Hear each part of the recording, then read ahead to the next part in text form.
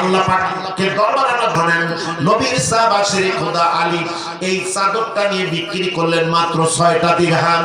এই দেখুন যখন তার সামনে এসে দাঁড়া বলে হুজুর আর 7 দিন হলো আমি কিছু খাই না, আমাকে সাহায্য করেন।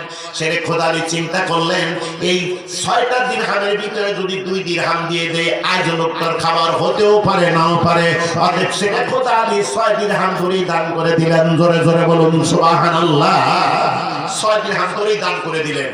দিয়ে বাড়ির দিকে ঘুরে আসতেছে, চিন্তা করতেছে রাস্তায় যে আমার বিবি তো আমার পথের দিকে তাকায় আছে, কারণ সে জানে কিছু না কিছু নিয়ে আসবেই। কিন্তু শেরে খোদা আলী তো সবই দান করে দিয়েছে। মনে মনে চিন্তা করে আমার বিবি তো রাস্তার দিকে তাকিয়ে আছে, এখন আমি কি নিয়ে বাড়িতে যাব? শেরে খোদা আলী চিন্তা ভাবনা করতে করতে রাস্তা দিয়ে যায়। এমন সময় একটা উটওয়ালা উটের রশি ধরে নিয়ে শেরে খোদা আলীর সামনে দিয়ে যাইতে শেরে খোদা আলীকে দেখে সালাম দিয়ে বলে হুজুর আমি এই উটটা বিক্রি করব, এই উটটাকে আপনি ক্রয় করতে পারবেন? আমি উটটা বিক্রি করবো, আপনি কি কিনতে পারবেন?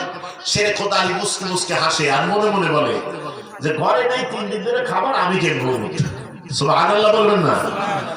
আমি উট কিনবো, আমার ঘরে নেই খাবার আজ 3 দিন ধরে, আর আমি উট কিনবো। মুস্কি মুস্কি হাসে। এটা না ভাই, আমার উট ক্রয় করার মতো ক্ষমতা নেই। কোন ভাই আপনাকে বাকিতেই দেবো, আপনি বাকিতে নেন, যখন পারেন দিয়ে। সুবহানাল্লাহ বলেন। আপনি যখন পারেন তখন দিয়ে, আপনি বাকিতে নেন। সুযোগ যখন পেয়েছে শেরে খোদা আলী ডাকতে বলে কত নেবেন উটের মূল্য আপনি বলেন। এই উটওয়ালা ডাকতে বলে আপনি কত দিবেন বলেন। শেরে খোদা আলী বলতেছে 40 দিরহাম দেব। যখন বলছে 40 দিরহাম, উটের মালিক বলতে জান আমি 40 দিরহামে আপনাকে উটটা দিয়ে দিলাম। জোরে বলুন সুবহানাল্লাহ। বাকি উটটা ক্রয় করে নিয়ে রশি ধরে নিয়ে শেরে খোদা আলী রওনা করেছেন। কিছু দূর যাওয়ার পরে একটা লোক সামনে দাঁড়া সালাম দিয়ে বলে হুজুর আপনি উটটা বিক্রি করবেন নাকি? আমি উট ক্রয় করার জন্য হাটে গিয়েছিলাম, কিন্তু আমার পছন্দ মতো উট পাই নাই, কিন্তু আপনার উটটা আমার বড় পছন্দ, এই উটটা আমার পছন্দ হয়েছে, যদি বিক্রি করেন আমি ক্রয় করতে পারি, কিনে নিতে পারি। শেরে খোদা আলী ডাকতে বলে আমি বিক্রি করবো, আপনি কত দেবেন? লোকটা ডাকতে বলে হুজুর দামাদামি করব না, কথা বেশি বলবো না, একদম। যদি দেন হ্যাঁ বলেন, যদি না দেন আমার কোনো সমস্যা নাই। বলে কত দেবেন বলেন? উটের এইবার যিনি ক্রয় করবেন ডাকতে বলে হুজুর আপনার উটের মূল্য 100 দিরহাম। জোরে জোরে বলুন সুবহানাল্লাহ। আপনার উটের মূল্য 100 দিরহাম। শেরে খোদা আলী বলতেছে যান আপনার দিয়ে দিলাম। সুবহানাল্লাহ। নগদে 100 দিরহাম বিক্রি করলেন।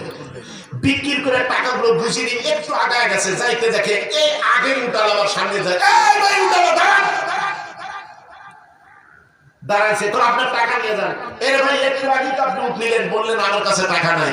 বললো হ্যাঁ ভাই টাকা আমার কাছে নাই, উটটা আমি অন্যত্র বিক্রি করে দিয়েছি নগদে, আপনার টাকা আপনি নিয়ে যান। উটওয়ালাকে 40 দিরহাম দিয়ে দিলেন। সুবহানাল্লাহ। বাঁচলো কত? 60 দিরহাম। উনি দান করছে কত? 6 দিরহাম। দান করছে 6 দিরহাম, আল্লাহ 60 দিরহাম তাকে দিয়ে দিলেন। সুবহানাল্লাহ বলেন। আল্লাহ কেমনে দেয় আমরা বুঝি না ভাই। মানে 1000 দান করে দেয়া, ঘরের মধ্যে শুয়ে দেয়, ঘরের টিকিট দিয়ে টাকা থাকবে, আল্লাহ 1000 দিয়েছি তাই তো 10,000 পাওয়ার কথা। এইভাবে দেবে নাকি? আল্লাহ পাক ব্যবসার ভিতর দিয়ে, চাষাবাদের ভিতর দিয়ে, কর্মের ভিতর দিয়ে, চাকরি বাকরির ভিতর দিয়ে আল্লাহ পাক আমাকে আপনাকে দিয়ে থাকে। একই জমি 2 ভাই ভাগ করে নিয়েছে, 2 বিঘা 2 জন নিয়েছে। কেউ বিঘায় ধান পায় 20 মণ, আরেকজন পায় আমার 15 মণ। কেউ সরিষা পেয়েছে 6 মণ, আরেকজন বলতেছে ভাই আমার হয়েছে 4 মণ। জোরে করে এরকম হয় কি হয় না? রিজিক দেওয়ার মালিক কে? আরো জোরে বলুন কে? আল্লাহ রিজিক না, আল্লাহ রিজিকের মালিক। আল্লাহ রিজিক দাতা, যিনি দিতে পারেন তার কাছে আল্লাহ বলেন উদউনি আস্তাজিব লাকুম। বান্দা তুমি চাও, দোয়া করো, আমি আল্লাহ দেওয়ার জন্য প্রস্তুত হয়ে আছি। জোরে বলুন সুবহানাল্লাহ। আমরা বুঝি না ভাই, এই জন্য খোদার কসম করে বলছি, কোরআন সামনে, কোরআনের মাহফিল বলছি, খোদার কসম করে বলছি, আল্লাহ রাস্তায় যত দান করবেন আল্লাহ পাক সম্পদ তত বাড়ায় দেবে। সুবহানাল্লাহ বলেন। একটা মানুষ দেখাতে পারবে না যে দান করতে করতে লোকটা ফকির হয়ে গেছে, দান করতে করতে দরিদ্র হয়ে গেছে, এমন কোন মানুষ দেখাতে পারবেন না। এরকম আছে না নাই? একটা মানুষ দেখাতে পারবেন না দান করে অকাতরে। এই জন্য আল্লাহ রাস্তায় যত দান করবেন আল্লাহ অর্থ সম্পদ তত বাড়ায় দেবে। শুধু এইখানে নয়, প্রত্যেকটা জায়গায় দান করবেন। আর ওই দানটা কোন দানটা, কোন ভালো কাজটা আল্লাহর কাছে পছন্দ হবে এটা আমরা কেউ বলতে পারি না।